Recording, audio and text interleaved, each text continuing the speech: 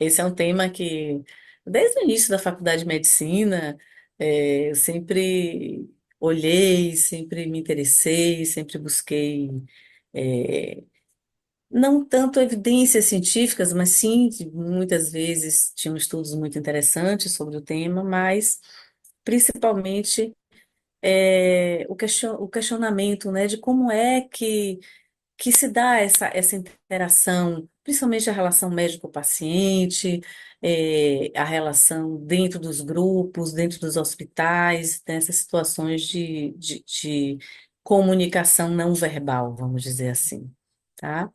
Retomando aqui não tá indo, peraí, deixa eu ver aqui, foi? Foi, agora.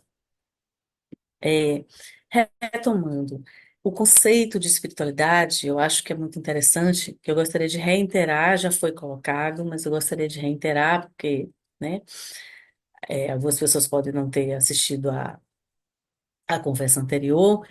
Esse é um conceito adotado pelo OMS, adotado por várias tradições religiosas e não religiosas, que concebe a espiritualidade como um aspecto dinâmico e intrínseco da humanidade, através do qual as pessoas buscam significados fundamentais, propósito e transcendência, e experimentam relacionar-se consigo mesmas, agora, desculpe, consigo mesmas, com a família e com os outros membros da comunidade, da sociedade, com a natureza e o essencial, o sagrado. Ela é expressa através de crenças, valores, tradições e práticas. Já foi dito também que a partir da década de 50 começaram a aparecer muitos estudos acerca de espiritualidade e saúde cardiovascular.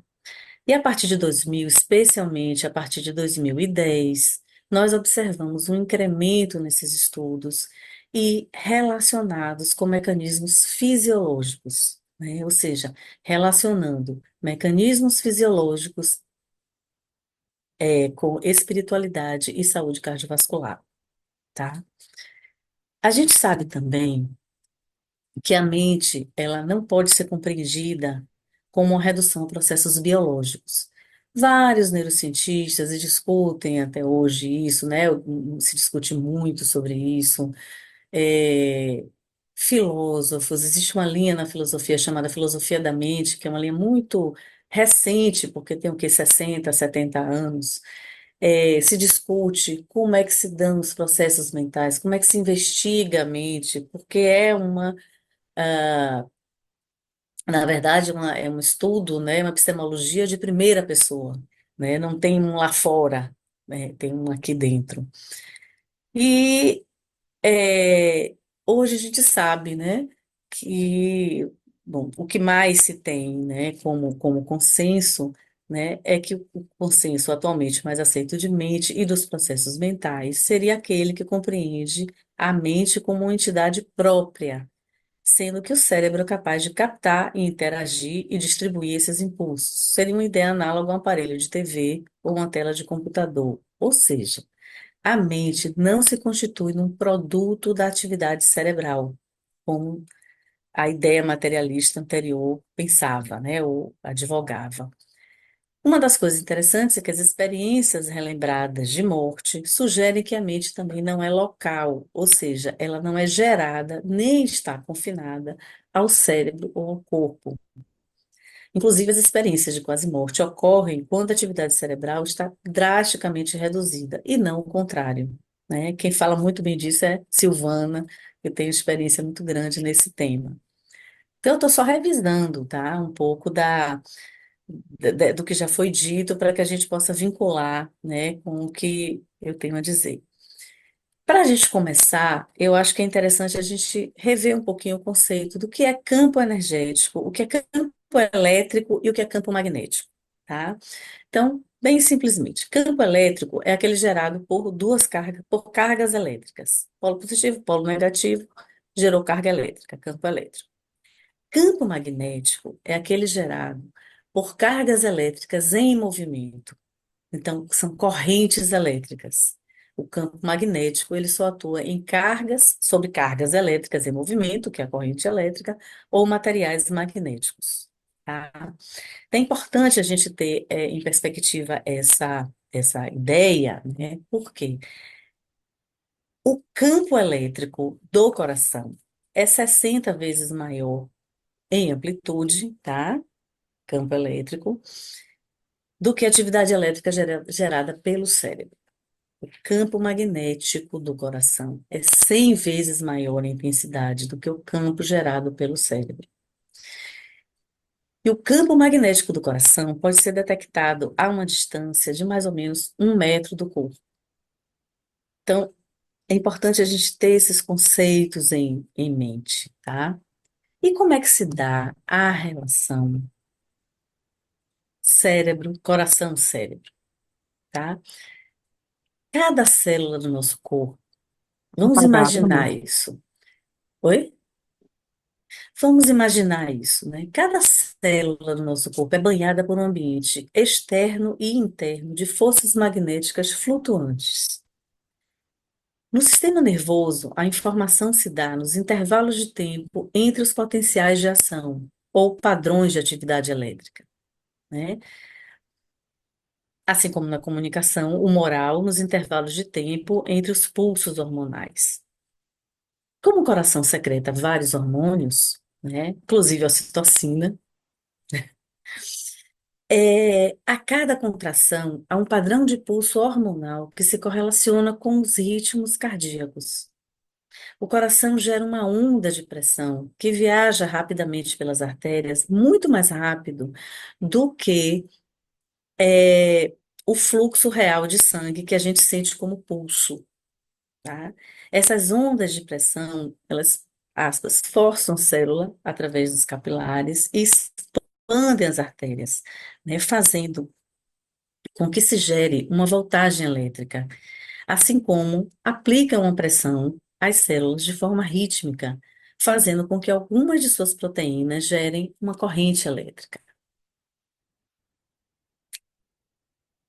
Para a gente ter só uma noção de tempo, né, essa onda de pressão que eu estou me referindo atinge o cérebro entre 50 e 550 milissegundos, uma média de 240 milissegundos após a sístole, né, quando a gente pode observar uma mudança da atividade elétrica no cérebro, gerada por essa onda de pressão do coração. Só para a gente ter uma noção, tá, de tempo, não é uma coisa tão. Esses sinais aferentes do coração afetam diretamente quem? As amígdalas. Na verdade, eles afetam várias regiões do cérebro, mas eu quis falar das amígdalas porque as amígdalas são os núcleos associados a coordenar as respostas emocionais, principalmente. Respostas de comportamento imunológico, neuroendócrina, ameaças ambientais e principalmente servem como centro de processamento de memória emocional. Essa atividade aferente do coração segue para o cérebro e para outros sistemas do corpo. Então, eu me lembro de uma palestra que eu assisti há muito tempo atrás, de um educador chamado Cipriano Luquezzi, que ele disse isso: o caminho de baixo para cima é uma avenida, já o caminho de cima para baixo, nem tanto, né? Porque a comunicação, ela é bidirecional. Mas o que a gente percebe é que muito mais mensagens são enviadas do coração para o cérebro através do nervo vago e das vias ascendentes da medula, do que o contrário. Essas mensagens impactam diretamente a consciência, os pensamentos, os afetos, as motivações, as percepções, os comportamentos e as tomadas de decisão. Hoje em dia se fala muito, né, nos ambientes empresariais, tomada de decisão. E esse estudo, né, o Rosário também já tinha mostrado antes, começou nos anos 60 com o casal, né, Lacey.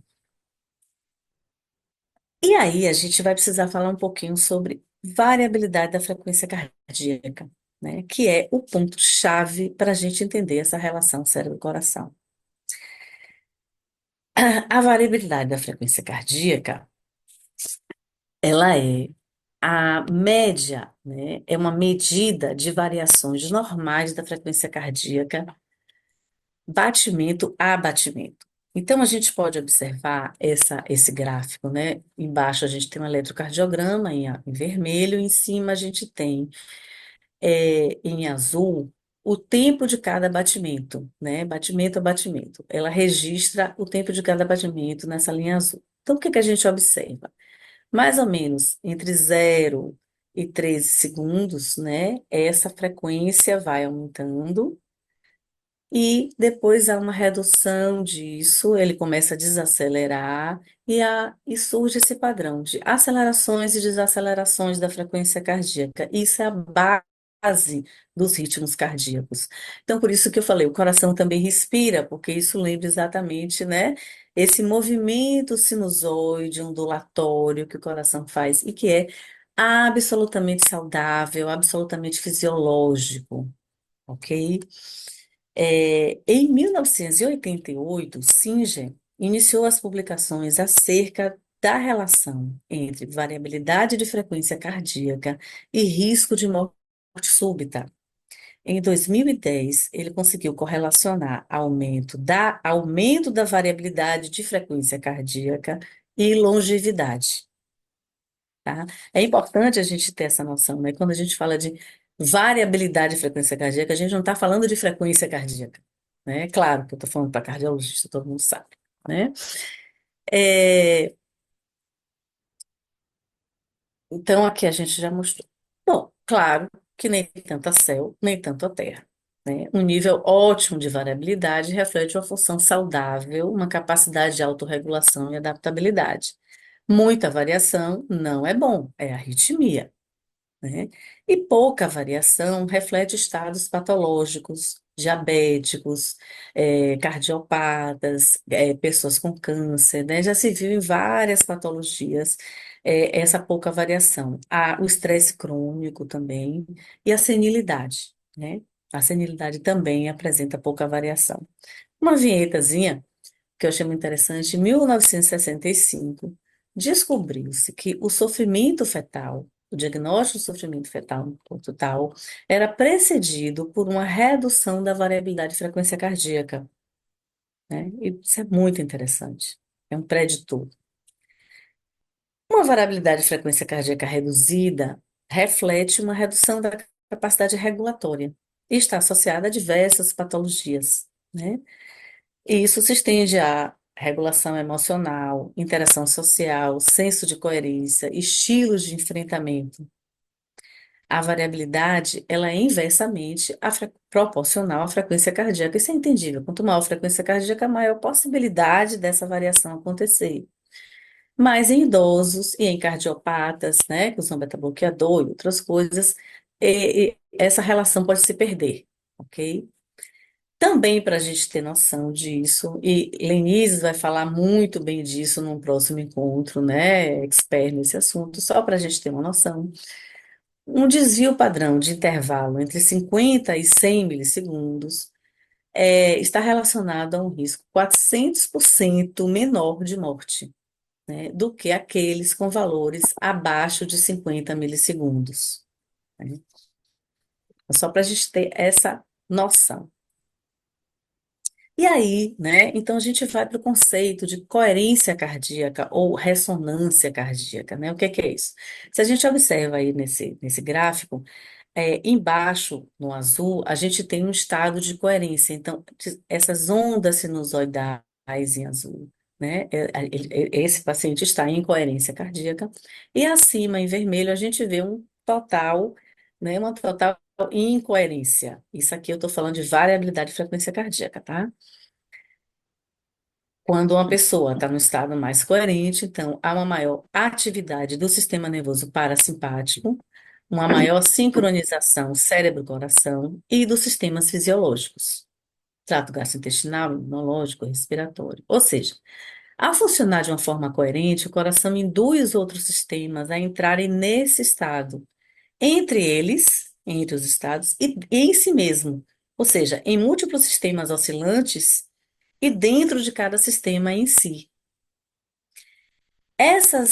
Esses estados de coerência foram observados em emoções positivas. Emoções positivas geram esse estado de coerência, e daí a gente pode inferir uma série de técnicas, uma série de recursos que podem ajudar a nós entrarmos em estado de coerência cardíaca. Então, se você for ver nesse gráfico, ali está escrito emoções positivas, apreciação, amor, cuidado, e em cima, frustração, ansiedade, preocupação, irritação, né?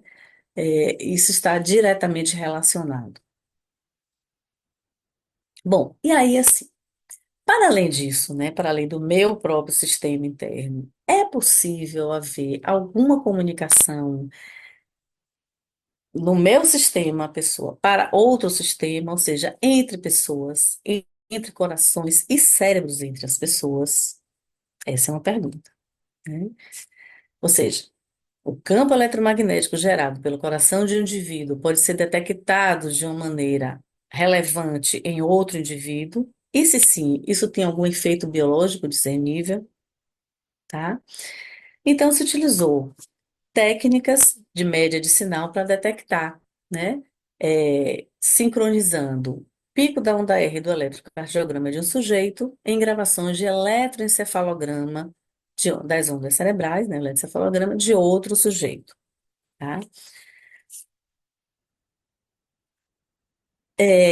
Estudos realizados, eles mostram, né, sincronizando isso, né, eles apontam para esse entendimento que do sistema nervoso como uma antena que pode ser sincronizada e responder ao campo magnético produzido pelo coração de outra pessoa. Então, a primeira coisa, né, a primeira resposta foi a comunicação entre corações e cérebros, né, testando com um toque físico. Então, uma relação com o coração do sujeito um, com o cérebro do sujeito 2, a partir do toque físico, que nesse caso foi o toque das mãos. Com o toque físico, a resposta é sim. Em 70% dos casos, ocorreu essa transferência, essa sincronicidade, né? Em 30% dos casos, observou-se uma transferência bidirecional, ou seja, o eletrocardiograma do sujeito 2 sincronizou com o eletroencefalograma do sujeito um. E uma observação importante foi que o receptor, que no caso aqui era o sujeito 2, quando ele se encontra no estado de coerência, eles são mais sensíveis a receber as informações contidas no campo magnético gerado pelo outro, além de irradiar um campo magnético também contendo uma estrutura mais coerente. Então, foi muito interessante observar que nesses estudos, quanto mais coerente o receptor estivesse, mais positivo era o resultado. E se não houver contato físico? Isso é possível? Então, dois sujeitos sentados frente a frente utilizam uma técnica específica chamada heart locking, que é uma técnica de meditação que produz estados de coerência fisiológica. Existem várias técnicas, tá? Essa é uma delas. Rosário falou do Tai Chi, falou de, né, as danças circulares. Existem várias técnicas, meditação e vários tipos de meditação, enfim, e vários movimentos também corporais, yoga, que induz a esses estados. Então, várias técnicas, inclusive respiratórias. Mas nesse caso aqui, eles usaram essa técnica, e aí a gente pode observar esse resultado, né? A sincronização coração-cérebro entre duas pessoas. Esses três traços em cima são as formas de onda do eletroencefalograma, média de sinal, do sujeito 2, que é o receptor, né? E que são sincronizados com o da R do eletrocardiograma do sujeito um, que está ali embaixo, ok? O gráfico inferior mostra a variabilidade, o padrão de variabilidade de frequência cardíaca do sujeito 2, que era o receptor, que foi coerente durante a maior parte desse registro, né? Os dois sujeitos estavam sentados a uma distância adequada para uma conversa, mas sem contato físico. Esse gráfico aqui, ele mostra uma superposição do gráfico anterior, ou seja, o eletroencefalograma do sujeito 2 com o eletrocardiograma do sujeito um, né?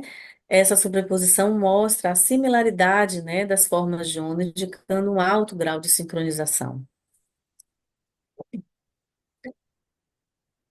E agora, entre corações, existe essa possibilidade? Pois é, rara. Nos estados de vigília, é rara, pelo menos até o momento, né, do estudo. Mas, entre grupos, pessoas próximas, grupos, por exemplo, um time de futebol, grupos de estudo que estão fazendo focados numa mesma coisa, pessoas que são próximas no trabalho, né, ou na vida, eles são os melhores candidatos para exibir quando isso se exibe, né? Tem um estudo interessante que eu pontuei aqui para trazer, que foi uma pesquisa com 38 participantes num ritual espanhol de caminhada pelo fogo, uma caminhada de 30 minutos pelo fogo. E observou-se semelhanças refinadas nos padrões do ritmo cardíaco entre os caminhantes e os espectadores relacionados a eles, mas não entre os espectadores não relacionados. Ou seja, parentes próximos, amigos próximos, os participantes, se observou essa sincronização, porque é um estado de tensão, né, também. E pessoas que estavam assistindo, mas que não tinham relação com aqueles caminhantes, não se observou essa sincronia. Durante o sono, entre casais com relacionamentos estáveis e amorosos, foi sim observado um alto grau de sincronia, como está mostrado aqui nessa tabela, né? Aqui está meio coisa, mas aqui dá para ver. Está aparecendo o meu pontinhozinho, meu negócio? Tá ótimo. Então, o sujeito um e o sujeito 2, né? Eles apresentam muita sincronicidade, né? Muita sincronização nesse, nesse ritmo cardíaco, nessa variabilidade de frequência cardíaca. Então, a alma se comunica, tá? Mesmo que o estado de vigília não se comunique. E de cérebro para cérebro? E de cérebro para coração, né? Que é outra coisa, né? De cérebro para coração. Mãe é mãe, né? Então, utilizando uma técnica de média de sinais, eles fizeram a correlação entre as ondas cerebrais da mãe com o batimento cardíaco do bebê, tá? Então, eles não estavam em contato físico, mas quando a mãe foi solicitada a se concentrar sua atenção no bebê, né, as ondas cerebrais sincronizavam-se com os batimentos cardíacos do bebê. Não foi conseguido detectar o contrário, ou seja, o eletroencefalograma do bebê, que o bebê sincronizasse com os batimentos cardíacos da mãe. Mas aí, claro, né? Primeiro que o bebê está com o cérebro em formação e a gente não sabe o que é que o bebê está pensando. Mas o contrário foi positivo, né? Foi detectado, cérebro para o coração. E entre pessoas e animais, pode acontecer isso? Sim. Esse estudo aqui, esse trabalho mostra um menino de uns 8 anos de idade e que ele foi solicitado, ele entrou na sala onde estava a sua cadela de estimação, né? E aí ele foi solicitado a conscientemente se apropriar dos sentimentos de afeto que ele tinha pelo cachorro, do quanto ele gostava da sua cadela, etc, coisa e tal, e sem tocar na cadela. E nesse momento a gente pode observar no gráfico como muda, né? Se bem sincronicamente esse padrão de coerência cardíaca do menino e do cachorro, assim como dessa moça com o seu cavalo, né? Eletrocardiograma, né, tanto nela quanto no cavalo, também mostraram um padrão quando ela, né, entra nesse estado faz a técnica também do Hartley, e entra no estado de sincronização, o cavalo também responde. Então, é verdade. Nossos pets sentem o nosso amor por eles. E assim, vários estudos, né, tem muitos estudos que estão trazendo essas questões, né, eh, da, das experiências das emoções positivas com essas ondas, né, e as informações emocionais, organizando as estruturas cerebrais, né, essas estruturas subcorticais, e que é um sistema inteiro que oscila e que faz esse controle. Sistematicamente, é o tempo todo, né? A gente está o tempo todo se autorregulando, vamos dizer assim. E aí eu queria trazer um estudo bem recente, saindo do forno, foi publicado agora em 1º de agosto desse ano, que saiu no jornal das Frontiers in Psychiatry. É um estudo do Mato Grosso com uma parceria com a Califórnia, tá?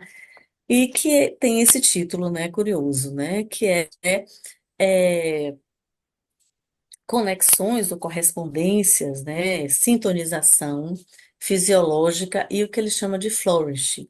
Flourish é uma coisa difícil de traduzir, que seria florescimento, né, ou florescência em português, mas ele cita, né, que é uma experiência de bem-estar, da vida seguindo bem, um sentimento de bem-estar, onde as coisas estão funcionando eficientes, elas estão fluindo.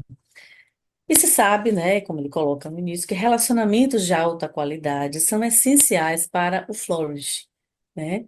E a saúde a longo prazo. Tem estudos mostrando isso, né, que relacionamentos, interação social são importantes para a saúde a longo prazo. Isso a gente já sabe. E aí esse estudo saiu, é um estudo de escopo, tá? Eles partem da premissa que a interdependência fisiológica, né, a sincronização dos sistemas endócrino e autonômicos são mecanismos de suporte na regulação das emoções e dos vínculos sociais. Qual a principal vantagem, né, de se examinar a resposta fisiológica durante a relação interpessoal? Ela está no fato que os dados da fisiologia fornecem informações que não podem ser dadas através de questionários ou até de observações comportamentais, porque existem fatores inconscientes, né, ou que não são prontamente observáveis. Muitas vezes nem a gente sabe da gente mesmo, né?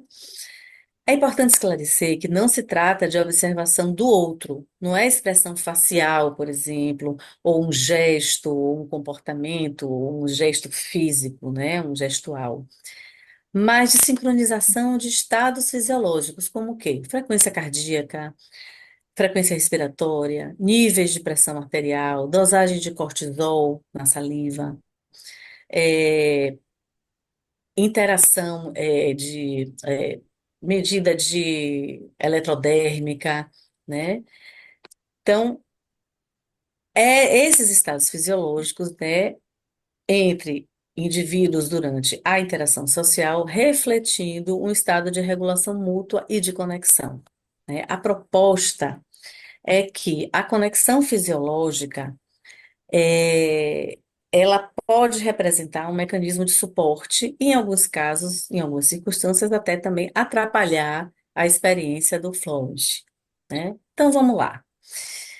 Um total de 567 artigos, né? Num total de 567 artigos, foram selecionados 62 de forma criteriosa para análise. E os resultados foram os seguintes.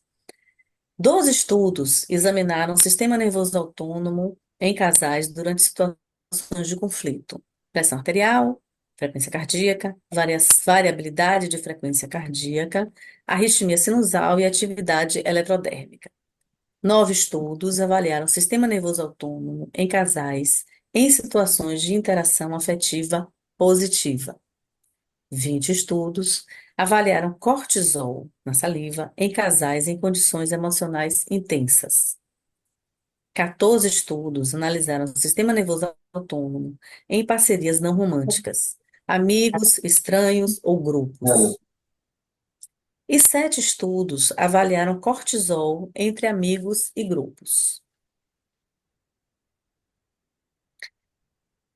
E os resultados foram os seguintes: sincronia, né, o que ele chama de sincronia, que ele não diferenciou, apesar dele citar que existe diferença entre sincronia e sincronicidade, mas não foi possível separar isso nesse estudo de escopo. A sincronia foi observada em casais, amigos, estranhos e grupos, né? E estranhos é muito interessante porque teve a coisa do olhar. Muitas vezes você não conhece uma pessoa, mas você se comunica com o olhar, né, com o estranho. E envolveu frequência cardíaca, variabilidade de frequência cardíaca, condução eletrodérmica, respiração, cortisol e alfa-amilase, né? Então, ele conclui que a sincronia é um processo de contexto sensitivo que pode dar suporte ou impedir o bem-estar. Pode representar a chave para um caminho de flourish. Uma coisa interessante nesse estudo foi observar o contato visual. ele foi um potente fator promotor de sincronia fisiológica. Então, ele ficou muito bem relacionado com a frequência cardíaca. E aí eu não posso deixar de me lembrar de um termo chamado ground de olhar, né, o FACE, que foi cunhado por um psicólogo, que é o David Boadella, um psicólogo inglês, criador do método da biossíntese, que é uma linha de orientação haitiana, né, uma linha de psicoterapia corporal, que ele fala do ground, né, como exatamente o que ancora, né, o ground de olhar, é o ancorar no olhar. E outra observação interessante nesse estudo de escopo foi o toque, né? O toque emerge também como um robusto promotor de sincronicidade fisiológica.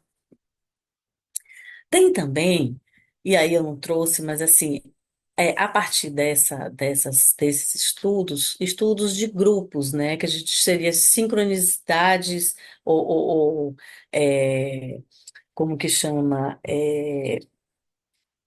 Interações sociais em grupos maiores, em hospitais, em presídios, entre policiais, né? Seria trazer esse trabalho aqui de estudo entre pessoas mais para um contexto mais amplo, né? Um contexto mais social, em grupos maiores, tá? Então, isso existe, isso tem sido pesquisado, pode ser tema futuro, mas também é muito interessante se observar, né? Como que grupos funcionam e como que essa, essa, ah, essa como que se transita, né, esse campo em grupos maiores, né, interações sociais mais amplas.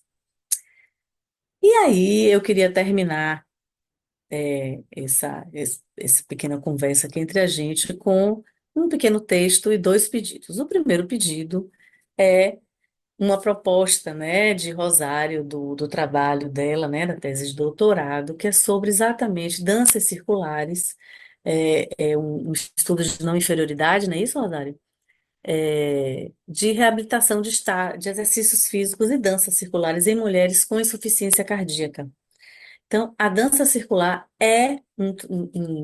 ela induz um estado de coerência cardíaca e o trabalho é justamente observar essa população com relação à qualidade de vida, redução de estresse emocional, né, aumento de tolerância aos esforços. Então, se vocês puderem encaminhar pacientes, né, mulheres com insuficiência cardíaca, o telefone está aí, anotem, esse é um pedido.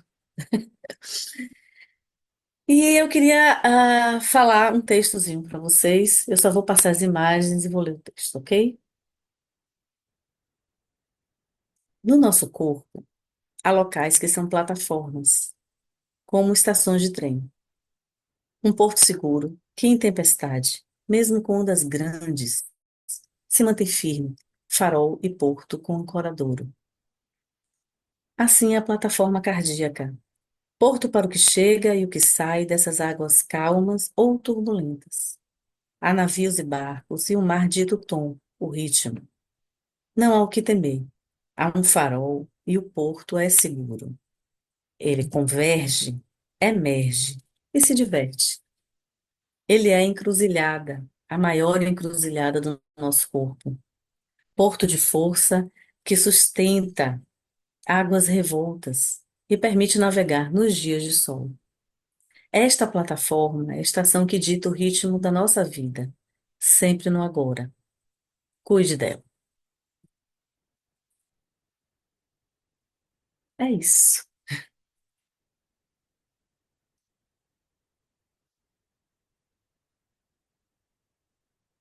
Como é que eu saio daqui agora? Aqui.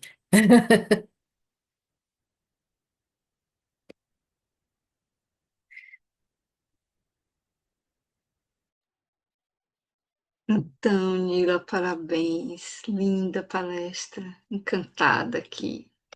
E temos então tempo e espaço para perguntas, observações, partilhas. Espaço aberto.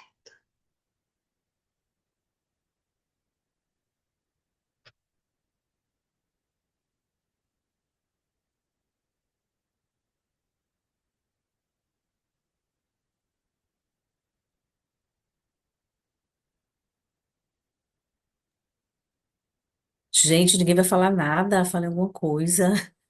Já estou Nila é um registrando aqui a show. presença de Marcos. Marcos é coordenador da REUP, Marcos Welb, coordenador da REUP, e a REUP é um grande parceiro do DENCA, desde que o DENCA era GENCA, né? E a gente fica muito feliz com a presença dele.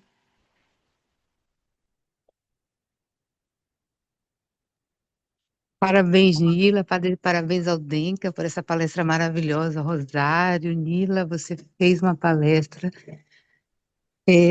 maravilhosa, linda, abordou de uma forma poética, com lindos slides, nos fez refletir muito. E isso é que importa, né? A reflexão, né? Através do conhecimento. E parabéns, viu? Foi muito, muito, muito proveitosa. Trouxe conhecimentos novos, até para nós cardiologistas também, né? Fazendo essa conexão entre mente e coração, de grande importância e muito bem fundamentada, tá? Parabéns, viu? Ao Departamento de Espiritualidade da Bahia e Cardiologia, é o nosso DENCA. Lila, Lucélia, eu gostaria de parabenizar pela apresentação, tá? E dizer que há muito tempo a gente sente isso com as pessoas.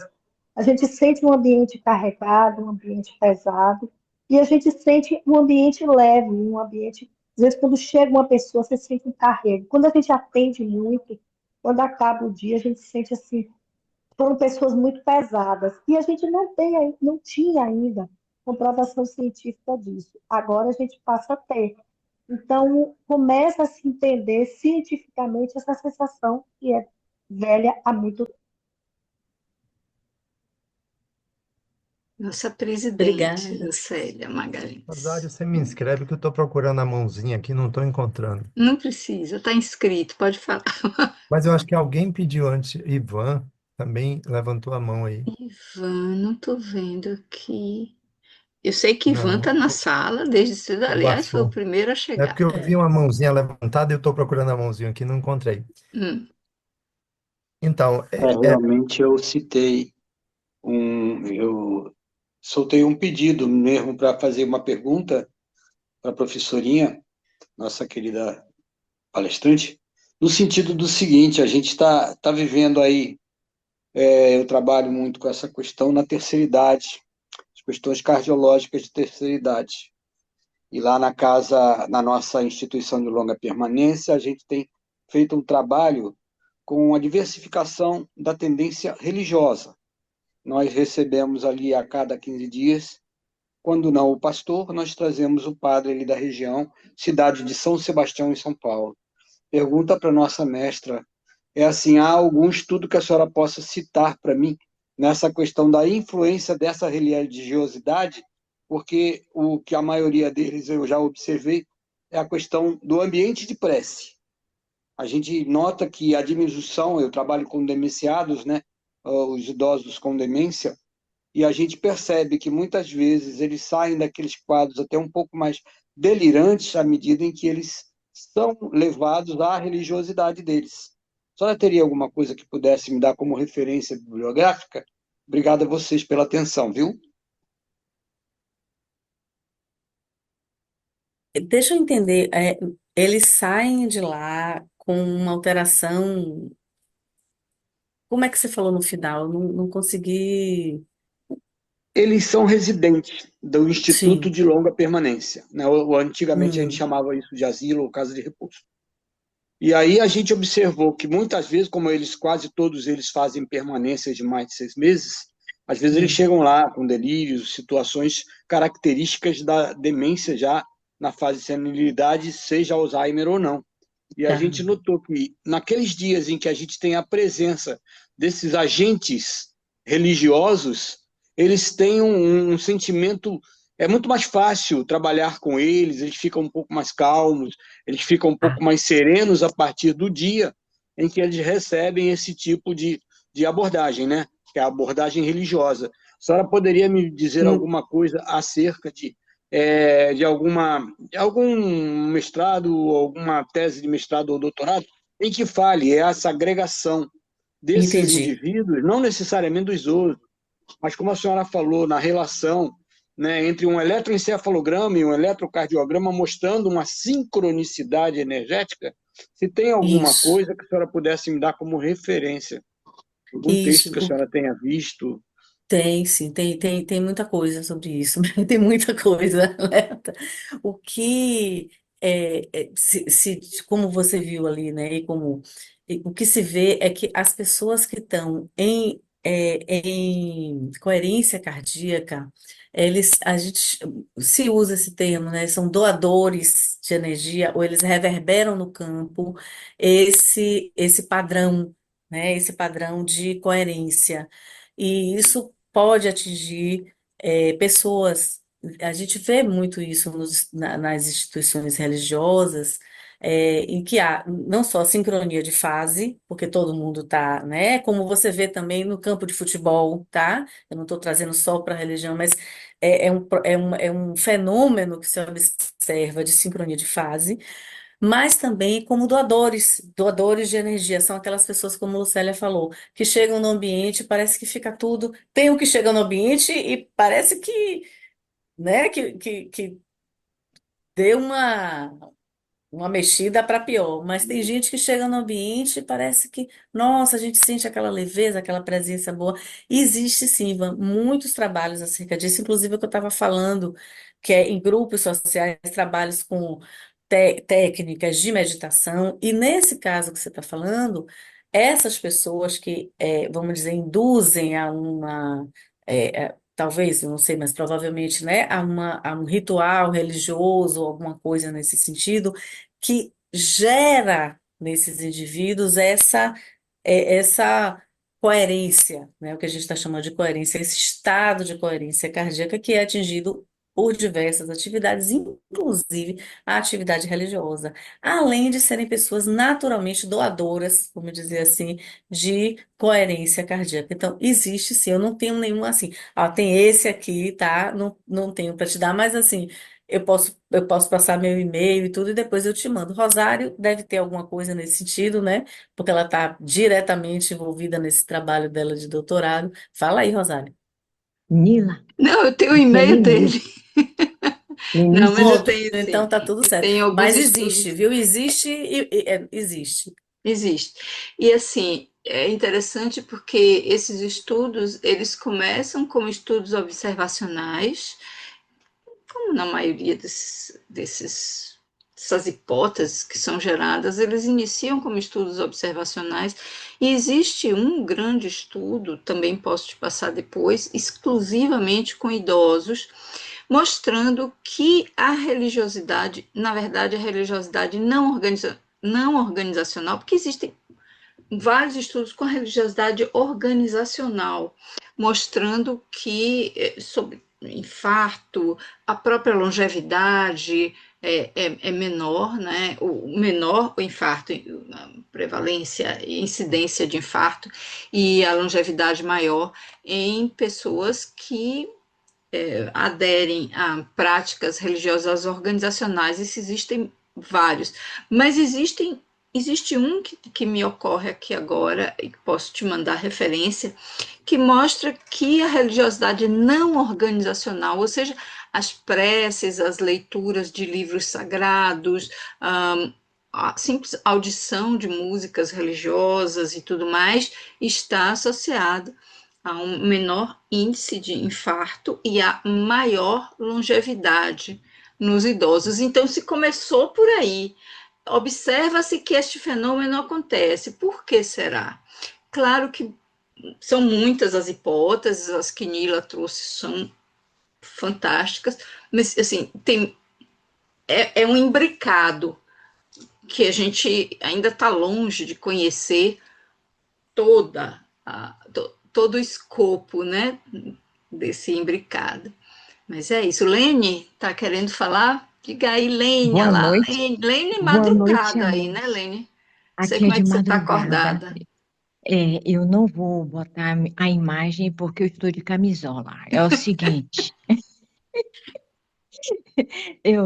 Ivan, recentemente, em 2024, a Sociedade Brasileira de Psiquiatria publicou um consenso na área de espiritualidade e a abordagem do tratamento dos pacientes psiquiátricos. Então, ele mostra, assim, vários, como a gente deve abordar os questionários, como deve ser o comportamento do médico, como ele deve se comportar em relação à finitude, e uma série de outras abordagens, como a abordagem da família também com relação à finitude. O paciente psiquiátrico, ele é mais difícil de ser abordado, mas nesse consenso, ele mostra que a religiosidade, a espiritualidade, ela tanto pode ter um fator positivo sobre o desfecho, como negativo, embora os resultados sejam mais positivos, na maioria das vezes, em relação às patologias.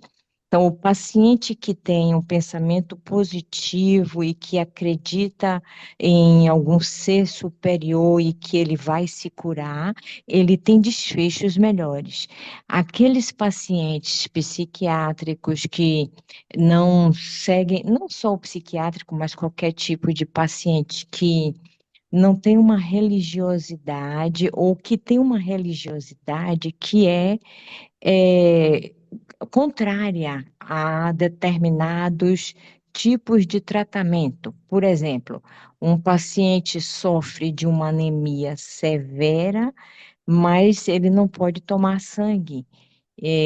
Ou ele é impedido de fazer um determinado procedimento porque a religião dele não permitiu. Então, tanto pode ter uma influência positiva como negativa. Uma outra coisa que eu gostaria de citar, que achei bacana e que você tem online, é um livro publicado também, foi esse ano, pela Sociedade Brasileira, ou foi o ano passado, Sociedade Brasileira de Cardiologia, o departamento do DENCA de Minas Gerais. E ele está muito didático e aborda muitos temas com interação com podcasts. Você escaneia um QR Code e aí você tem podcast. Está muito bacana. No site da Sociedade Brasileira de Cardiologia, Departamento de Medicina de Minas Gerais.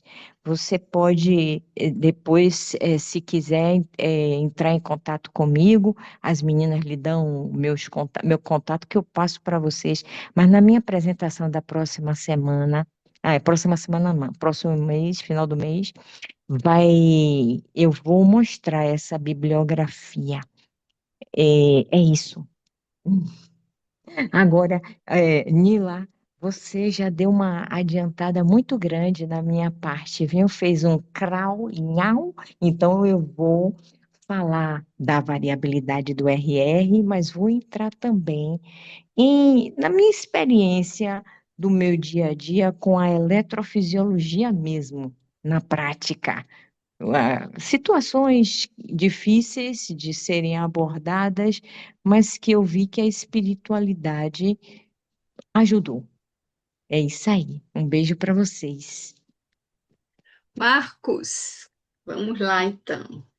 Oi. Primeiro eu queria parabenizar a Rosário, o pessoal do DENCA por essa série de webinars com temas tão interessantes, a apresentadora também, né? E que inclusive abrem perspectivas muito interessantes para mim, para aprender, né? Porque eu tenho uma disciplina que é Psiconeuroimunologia, Saúde e Espiritualidade na UFBA. E lá eu trabalho muito é, essa conexão entre o sistema nervoso, o sistema endócrino e o sistema humoral ou imune, na perspectiva molecular, né? Ou seja, o que que esses sistemas produzem e como eles repercutem em termos de funcionalidade mesmo, de bem-estar, de saúde, de doença, né? E aí eu achei interessante porque a apresentação que Nila traz, ela mostra exatamente o estágio talvez intermediário disso, que é como essas moléculas funcionam, né? E repercutem na função respiratória, na função cardíaca e etc, né? Mas eu fiquei com dúvida em relação a um slide especificamente, que é aquele da não existência do contato físico, e o anterior também, né, que fala sobre as conexões, né? E eu fiquei me perguntando até que ponto, né, isso que a gente tá, os autores chamam de conexões, elas não são a resposta de um padrão específico que existe daqueles indivíduos estimulados, sofrendo aqueles mesmos estímulos do ambiente, eles funcionam do ponto de vista eletroencefalográfico ou eletrocardiográfico daquela maneira, né? Se isso já não é um padrão geral e não resulta propriamente da conexão entre os indivíduos, mas dos estímulos do ambiente, para que o organismo funcione daquela forma de uma maneira mais padrão espécie específico. Fiquei com dúvida disso.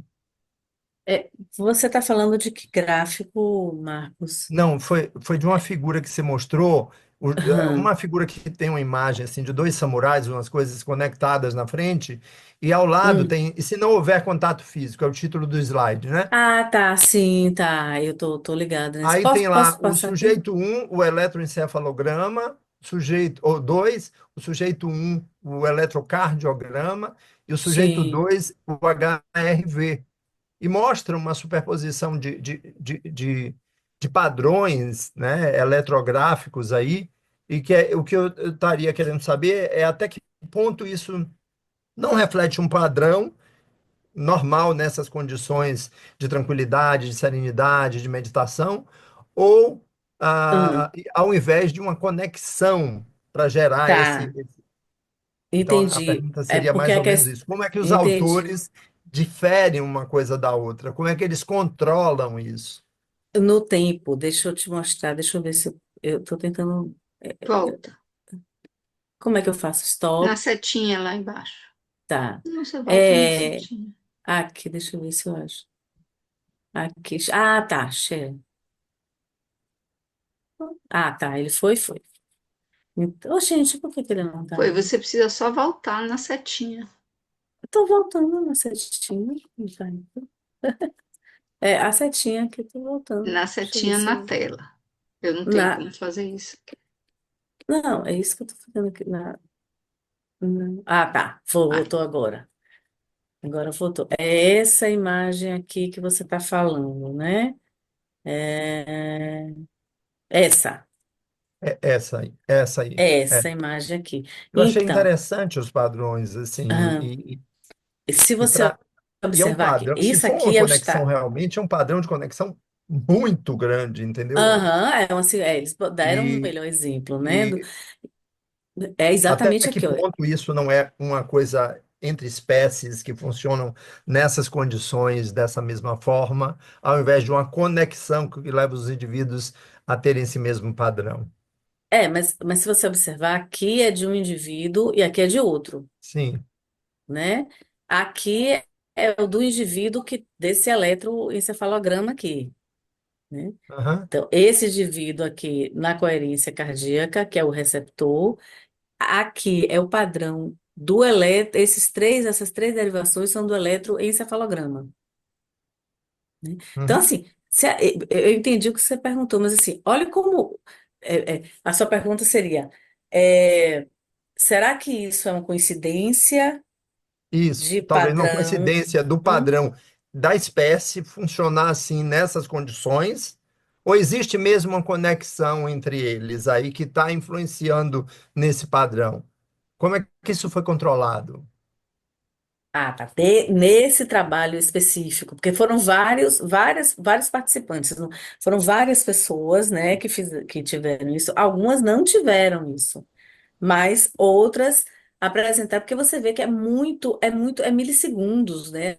A gente está falando Uhum, aqui de, olha a mudança, né, que ele chama de ondas alfa, que surgem a partir desse batimento, dessa conexão.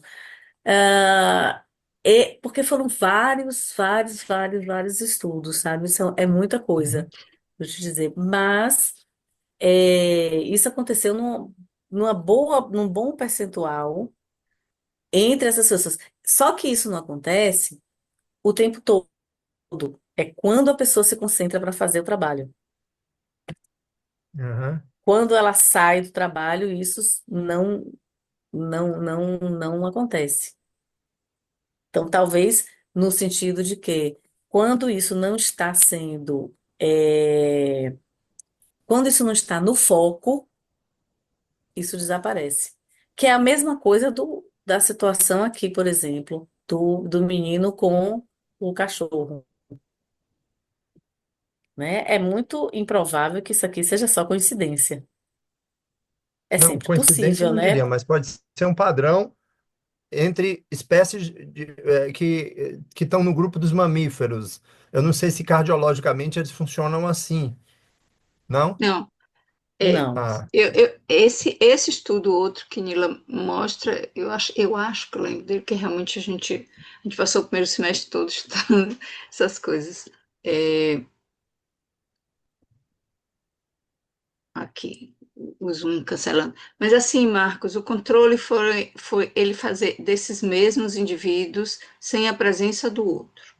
E eles ah, medirem essas ondas, e essas ondas é, não refletirem absolutamente nada, não terem qualquer associação quando eles não estavam nesse estado meditativo, porque necessariamente eles tinham que estar em estado meditativo. Então, o controle era de cada um deles isoladamente, sem, sem estar em estados meditativos, cada um deles isoladamente em estado meditativo e a conexão. Então, ah. quando se media essa frequência e a duração das ondas e tudo mais, não tinha qualquer associação. é tipo, o grupo Então, controle não esse padrão só vai apresentava existir quando eles estão juntos no mesmo espaço. Não juntos foi no em mesmo todos, espaço. justamente, é claro, isso é uma amostra pequena, e De esse estudo precisa quantos? ser reproduzido, Você mas é lembra? uma amostra pequena, mas isso foi observado estatisticamente significativo. Eu gostaria Agora, de obter esse trabalho. tá. É muito É, é, interessante esse dado, muito interessante. tem um grupo controle. O grupo controle não foi observado isso, né? Eu acho que essa Aham. talvez seja a sua questão, Na né? realidade, Mas assim, como era o grupo controle, mas isso sim, que Rosário falou, e, separar e não existir o padrão já é um bom controle, né? sim, E sim, juntar e o sim, padrão existir, sim, então sim, sim. já há algum tipo de influência, já há claramente, né? Interessante. É. Você tem, Rosário, esse trabalho? Eu tenho uma A referência. Uma referência, com referência. certeza, e a referência com certeza eu tenho, vou procurar o trabalho em si e te mando, pode deixar. Tá, Se vocês puderem mandar alguns trabalhos relacionados a essas conexões, e seja entre indivíduos ou entre grupos, ou algo dessa natureza, eu acho bem interessante tem, de olhar tem isso. muitos desses, né? Ótimo, muito interessante o dado. Tem muitos desses. Uma coisa que eu me lembrei agora com relação o que eles observaram no final desse trabalho do Forest, né, do Florescência, que é o contato manual, é que eu trabalho há muitos anos com pós-operatório de cirurgia cardíaca. E aí, uma das coisas mais interessantes que a gente observa, eu esqueci de falar isso, mas lembrei agora, é a dificuldade de dormir que o paciente tem no pós-operatório de cirurgia cardíaca. A imensa maioria deles tem insônia, né? No pós-operatório ambulatorial, na avaliação ambulatorial pós-operatório. E aí, eu comecei a pensar assim, poxa, não é só pela posição, porque mesmo os pacientes que têm hábito de dormir de barriga para cima, né, em posição de decúbito ventral, decúbito dorsal, mesmo assim, eles não conseguem dormir. E eu comecei a associar isso com o medo mesmo, né, o estresse pós-traumático, que gera nesses pacientes o medo diante de uma situação de vulnerabilidade, que é o sono. né, que vai relembrar a ele a situação do trauma da cirurgia, porque é um trauma, né? Cirurgia cardíaca é sempre um trauma, é uma situação que a pessoa se confronta com a morte, né? Com a possibilidade de morte.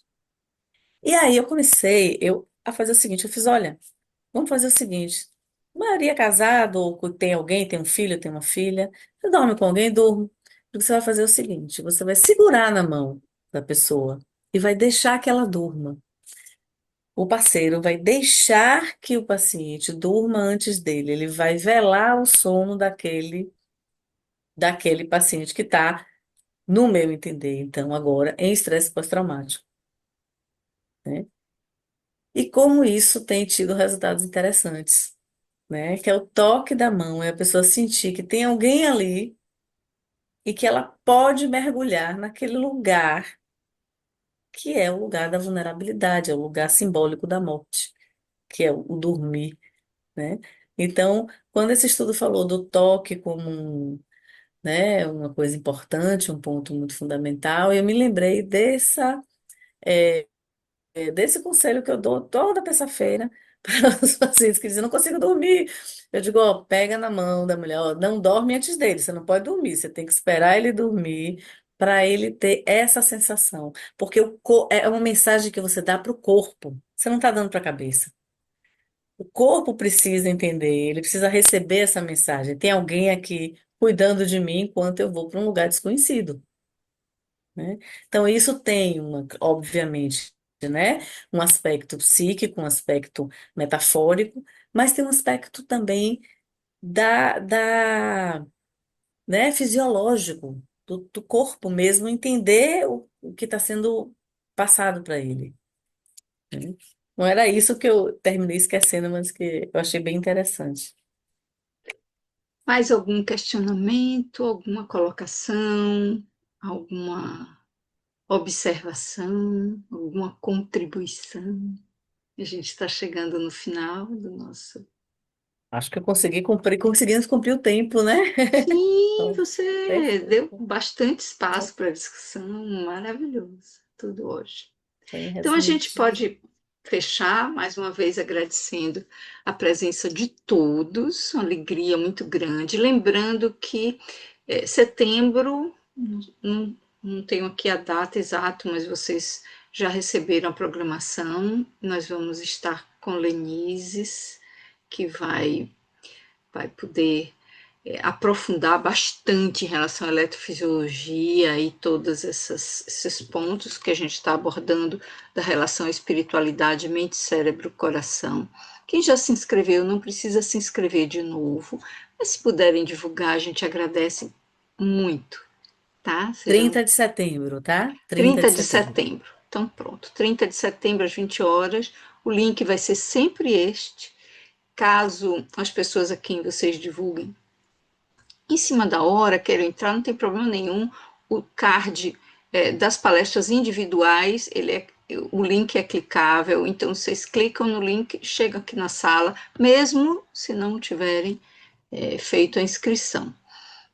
Tá? Ô, E Rosângela, assim, eu queria também divulgar as sessões da REUP e dizer que agora, dia 26 de setembro, nós estaremos com o Everton Maraldi, um pesquisador excelente na área de espiritualidade.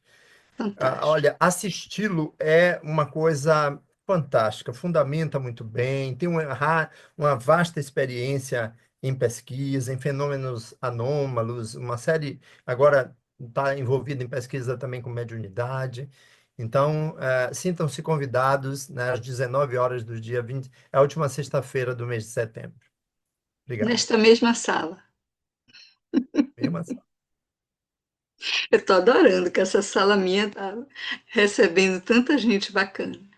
Então tá, então nós nos veremos lá na REUP, nos veremos em Lenices, nos veremos nos outros webinários que ainda tem pela frente, Lucélia, Tereza, Rogério, todo mundo presente aqui. E uma boa noite, bom final de noite para todos vocês. Tchau, tchau. Obrigada, Obrigada, boa obrigada, Nila, noite. obrigada, maravilhoso. Obrigada.